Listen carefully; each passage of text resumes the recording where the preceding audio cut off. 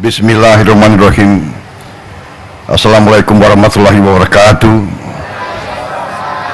Selamat siang. Salam sejahtera bagi kita sekalian. Shalom, salve, om swastiastu, namo buddhaya, salam kebajikan. Saudara-saudara sekalian, Menko PMK, Menko Pembangunan Manusia dan Kebudayaan Profesor Pratikno yang saya hormati, Menteri Pendidikan Dasar Menengah Profesor Abdul Muti yang saya hormati, Kepala Staf Kepresidenan Letnan Jenderal TNI Purnawirawan AM Putranto, Sekretaris Kabinet RI Letnan Kolonel Infantri Teddy Indra Wijaya yang saya hormati,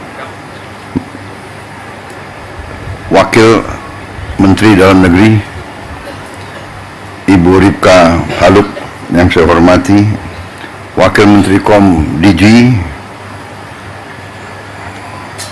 Komunikasi dan Digitalisasi Saudara Angga Raka Prabowo, Ketua Komisi 10 DPR RI Saudari Hetifah Saifuddin, Wali Kota Bogor yang saya hormati Saudara Dedi Abdurrahim, Kepala Sekolah Dasar Negeri 5 Cimahpar, Kota Bogor, Jawa Barat, Saudari Titin Sutini, para guru dan tenaga pengajar, anak-anakku, para siswa-siswi dari seluruh Indonesia yang hadir langsung maupun melalui video conference. Saudara-saudara pers media serta seluruh hadirin undangan yang saya hormati dan saudara-saudaraku yang mengikuti acara ini dimanapun saudara berada. Tentunya sebagai insan yang bertakwa, marilah kita tidak henti-hentinya memanjatkan puji syukur kehadirat Allah SWT, Tuhan Maha Kuasa, Tuhan Maha Besar, yang memiliki sekalian alam, atas segala karunia, atas kesehatan yang masih diberikan kepada kita, sehingga kita dapat berkumpul hari ini untuk memperingati Hari Pendidikan Nasional 2025 pada tanggal 2 Mei saat ini. Kita mengerti semuanya bahwa pendidikan adalah jalan yang sangat menentukan bagi suatu kebangkitan, bagi kebangkitan suatu bangsa dan negara. Tidak mungkin kita menjadi negara sejahtera, tidak mungkin kita menjadi negara maju kalau pendidikan kita tidak baik, pendidikan kita tidak berhasil. Pemerintah Republik Indonesia secara beruntun dari pemerintah ke pemerintah, dari masa ke masa, selalu menempatkan pendidikan sebagai hal yang paling utama. Seluruh elit bangsa menyadari hal ini dan menggariskan strategi pembangunan bangsa yang sudah baik dan sudah benar. Dibandingkan beberapa negara lain, negara kita menempatkan pendidikan sebagai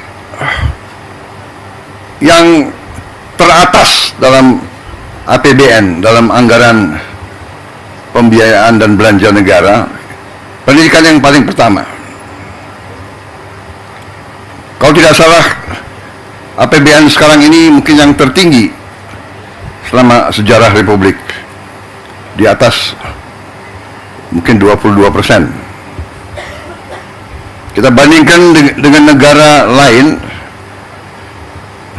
negara India yang utama nomor satu adalah pertahanan. Memang mereka mengalami kemungkinan ancaman terhadap pertahanan mereka. Kita bersyukur bahwa cukup lama berkat kepemimpinan presiden-presiden kita terdahulu, bangsa kita relatif mengalami berapa puluh tahun masa relatif damai. Memang ada berbagai krisis, berbagai gerakan separatis, tapi secara garis besar bangsa kita tidak mengalami perang besar mungkin sudah 60 tahun lebih. Kita bandingkan dengan negara Eropa, tempat lahirnya demokrasi, perang besar sekarang. Di Timur Tengah hampir tidak pernah berhenti perang. Di Palestina, di Gaza, di Suria, di Lebanon, di Irak, di Yaman, di Libya, di Sudan, sebut saja, Eritrea, Somalia, Chad, Mali, perang. Kita harus bersyukur. Untuk itulah masa sekarang karunia besar dari Yang Maha Kuasa, masa damai, keadaan damai, bukan buah yang jatuh dari pohon. Masa damai bukan sesuatu yang jatuh dari langit. Masa damai adalah upaya pemimpin, upaya pemerintah untuk menjaga keselamatan rakyatnya. Dan dalam masa damai ini, marilah kita semua unsur bangsa, marilah kita gunakan kesempatan ini untuk membangun negeri dengan kecerdasan, dengan kearifan, dengan hati yang bersih, dengan kejujuran,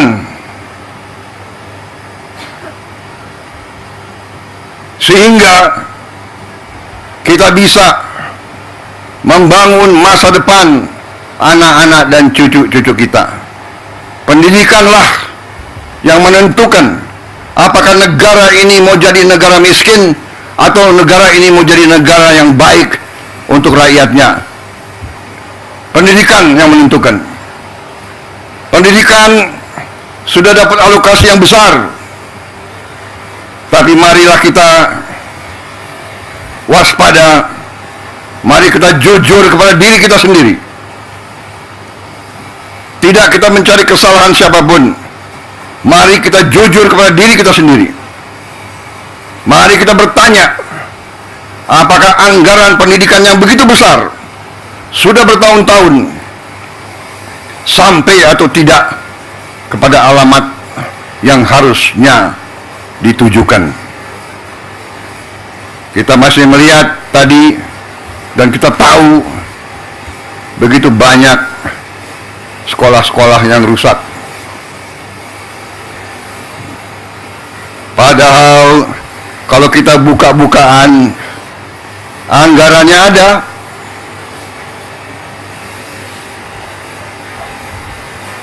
Bagaimana bisa satu sekolah toiletnya hanya satu, WC-nya satu? Bagaimana bisa? Ini saya ingatkan, tanggung jawab dari pemerintah daerah, tanggung jawab dari wali kota, bupati, gubernur, bersama-sama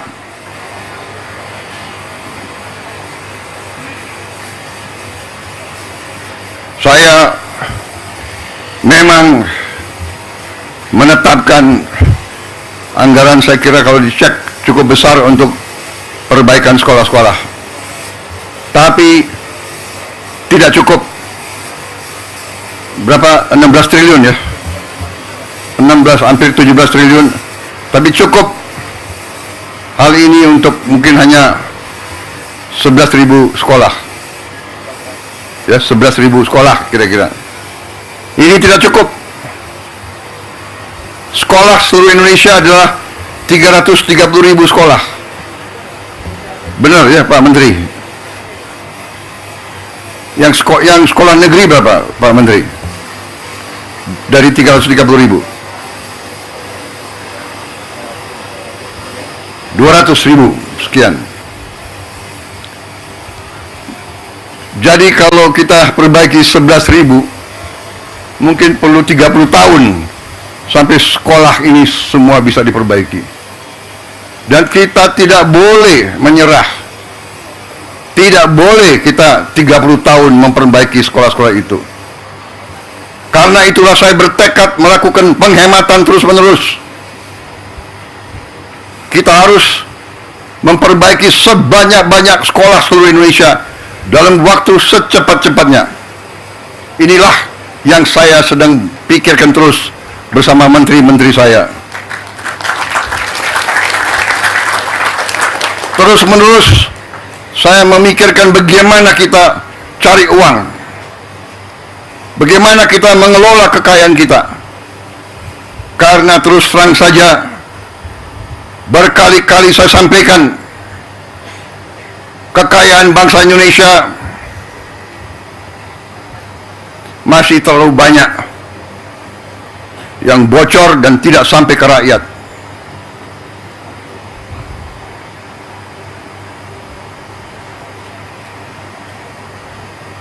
Terus menerus saya himbau jajaran pemerintah, para pejabat, para birokrat, saya himbau terus berbuatlah yang terbaik untuk rakyat.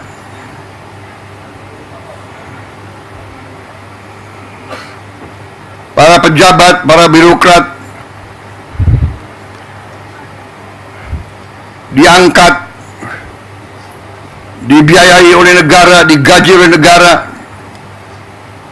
Hendaknya anggaran untuk rakyat, anggaran untuk pelayanan rakyat, hendaknya jangan diselewengkan, jangan dikorupsi dengan segala akal.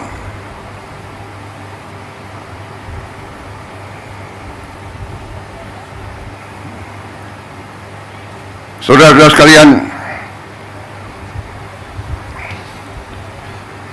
begitu banyak kebijakan kita yang akan kita lakukan untuk memperbaiki keadaan kesejahteraan rakyat kita dan ASN kita dan guru-guru kita, pejabat-pejabat kita semuanya. Saya sedang merencanakan juga bagaimana menaikkan gaji para hakim kita, agar hakim kita nanti tidak bisa disogok, tidak bisa dibeli, sehingga hukum dilaksanakan dan ditegakkan dengan baik.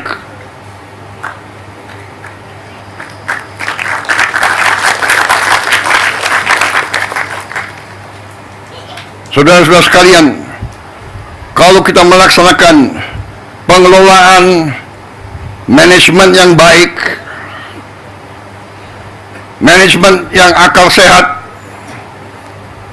bahwa setiap dana akan dikelola dan digunakan sungguh-sungguh untuk kepentingan rakyat, saya berpikir kita bisa mempercepat perbaikan sendi-sendi kehidupan bangsa, antara lain memperbaiki semua sekolah-sekolah di seluruh Indonesia. Ini sasaran kita. Saya menggunakan istilah hasil terbaik cepat. Kita harus berkumpul, otak-otak terbaik bangsa berkumpul untuk melihat cara-cara solusi yang terbaik cepat.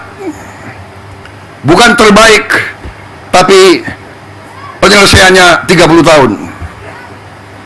Bukan terbaik, tapi kita tidak tahu kapan selesainya. Terbaik, cepat. Ini kewajiban, ini tuntutan zaman. Bangsa-bangsa lain sedang berlari menuju kemajuan. Kita tidak boleh ketinggalan. Kita negara yang besar, negara yang kaya. Tidak pantas kekayaan kita tidak kita jaga.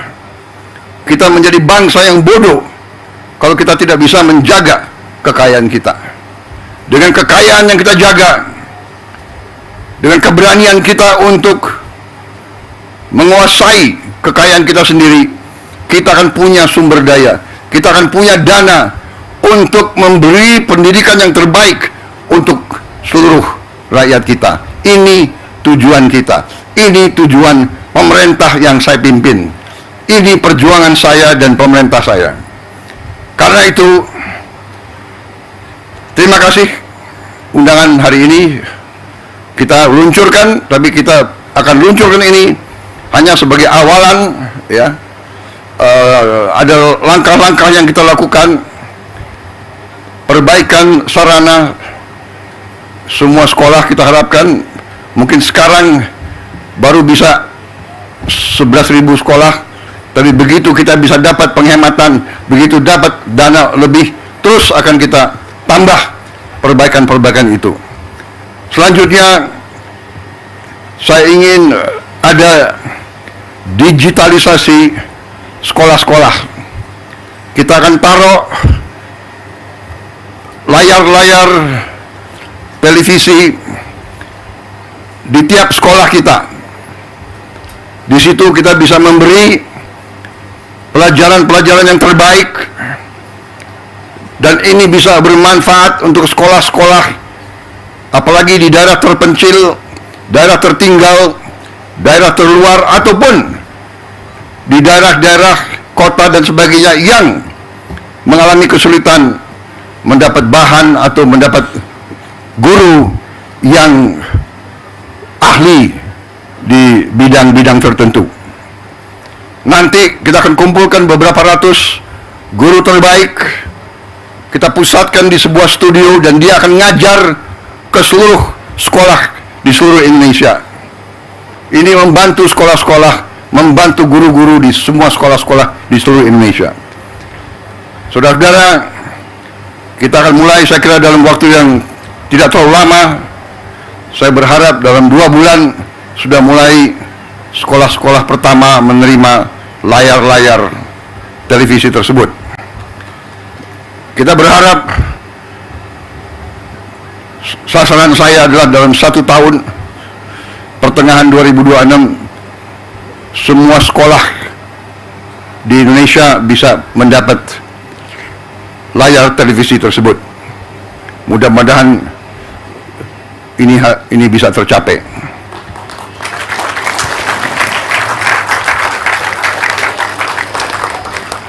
Saya kira begitu banyak kebijakan yang kita berikan. Tunjangan kerja untuk dosen, ada 31.000 dosen, kemudian bantuan pendidikan untuk guru-guru yang belum memiliki diploma strata 1 atau diploma 4, ini pun kita bantu. Pokoknya kita ingin pendidikan kita semakin baik. Saya berterima kasih, makan bergizi sudah terus diselenggarakan.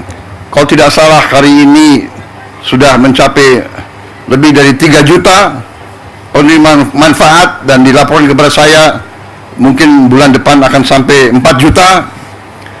Dan seterusnya, sasaran kita November 2025 ini akan mencapai seluruh 82,9 penerima manfaat. Anak-anak dan ibu-ibu hamil akan menerima makan bergizi tiap hari. Saudara-saudara sekalian, ini juga akan mendorong roda ekonomi, karena dana yang beredar di desa-desa, kecamatan, dan kabupaten akan naik 4 kali, 5 kali lipat. Peningkatan 400%, 500% mungkin belum pernah terjadi di negara manapun dalam waktu-waktu belakangan ini. Ini adalah hal yang penuh dengan cita-cita. Ini membutuhkan tekad, membutuhkan keberanian, membutuhkan semangat, dan itu akan kita lakukan. Kita akan buktikan ke dunia bahwa kita mampu melaksanakan hal-hal yang besar, hal-hal yang mendasar, hal-hal yang strategis, hal-hal yang bisa merubah nasib suatu bangsa.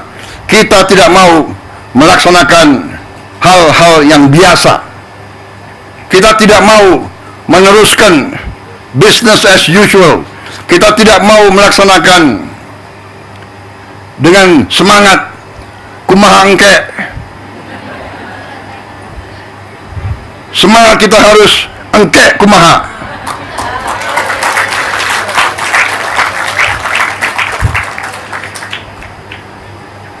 Hilangkan itu semangat kumaha engke wae, kumaha juragan wae. Kita harus bekerja keras, cepat, dan saudara-saudara, kita mampu. Kita akan buktikan bahwa kita mampu. Banyak negara sekarang datang ke kita, mau belajar dari kita. Saudara-saudara, bertahun-tahun kita selalu import beras. Bertahun-tahun kita selalu import jagung. Alhamdulillah, tahun ini produksi kita melimpah. Produksi kita jagung dan beras melimpah. Bahkan Menteri Pertanian dan banyak pejabat datang ke saya, Pak, kita bingung Pak, nggak ada gudangnya. Akhirnya saya bikin program kilat, membuat gudang darurat, gudang improvisasi. Kita akan bangun 25.000 gudang improvisasi yang akan dibuat dari bahan-bahan yang lumayan, bisa bertahan 5-10 tahun. Sambil nanti gudang yang benar akan kita bangun di tiap desa. Dalam 3-4 bulan lagi kita akan mulai membangun gudang-gudang koperasi di 80.000 desa. Nanti tidak ada lagi panen yang tidak bisa disimpan dan dirawat. Tiap desa akan punya kamar pendingin, cold storage. Panen nanti buah dan sayur akan bisa disimpan, tidak akan busuk, tidak akan rusak karena terlambat dikirim ke pasar. Tiap koperasi desa akan memiliki truk, minimal 80.000 truk, sehingga begitu panen bisa dikirim ke penggiling padi, bisa dikirim ke Bulog, bisa dikirim ke pasar. Dari kota bisa membawa bahan-bahan yang diperlukan oleh rakyat di desa-desa. Saudara-saudara sekalian, kita akan buat gerakan besar untuk merubah, untuk memperbaiki ekonomi Indonesia, untuk memperbaiki ekonomi rakyat, untuk memberi hasil terbaik cepat. Saudara-saudara sekalian, saya kira itu yang ingin saya sampaikan. Terima kasih keluarga besar pendidikan, terima kasih para guru seluruh Indonesia. Sungguh-sungguh para guru ini adalah memang pahlawan yang sering tanpa tanda jasa.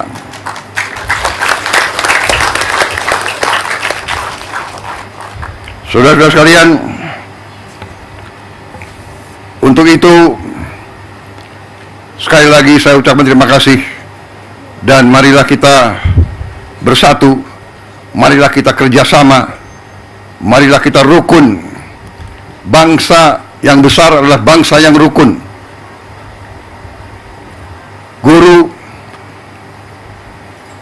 petani, buruh, nelayan,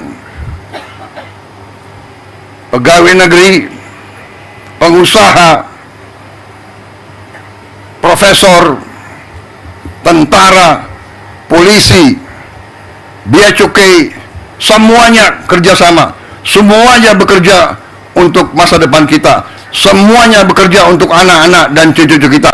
Itu negara kita akan bangkit, dan harus bangkit, dan akan bangkit. Wassalamualaikum warahmatullahi wabarakatuh.